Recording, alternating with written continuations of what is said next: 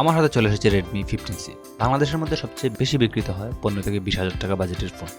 আর এই 15 থেকে 20,000 টাকা বাজেটের মধ্যে রেডমি 15C বর্তমান মার্কেটে পাওয়া যাচ্ছে। মানে আমার হাতে আছে রেডমি 15C, এটা হচ্ছে এইরকম।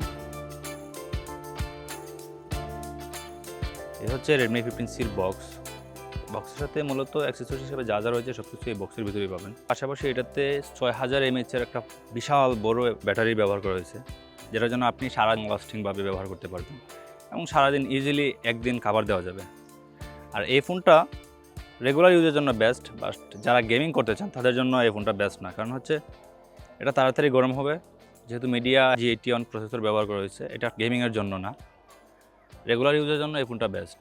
তো এটার স্পেশালিটি হচ্ছে এটাতে 120 হার্টজ পর্যন্ত ব্যবহার করা হয়েছে। অ্যান্ড এই ফোনের মধ্যে 6.9 ইঞ্চির বিশাল ডিসপ্লে ব্যবহার করা হয়েছে, যেটাতে আপনারা কোনো ধরনের মুভি বা ভিডিও বা খেলাধুলা দেখার জন্য বেস্ট। এবার আসলে এই ফোনের কিছু খারাপ দিক সম্পর্কে আলোচনা করা যাক। প্রথমত, এই ফোনে 5G পাচ্ছেন না, পাশাপাশি এটাতে নয়েজ ক্যান্সেলেশন মোডটা নেই। তবে কথা বলায় আপনি যথেষ্ট প্রিমিয়াম ফিল পাবেন। অপর পাশে আমরা যখন কথা বলেছি তখন কোনো ধরনের নয়েজ পাওয়া যায়নি, যথেষ্ট ক্লিয়ার অ্যান্ড লাউড ভয়েস ছিল। যদি এই ফোনের ক্যামেরা সম্পর্কে কথা বলি, ক্যামেরাতে দেওয়া হচ্ছে 50 মেগাপিক্সেলের মেইন রিয়ার ক্যামেরা, যেটাতে f1.8 পর্যন্ত অ্যাপারচার পাচ্ছেন।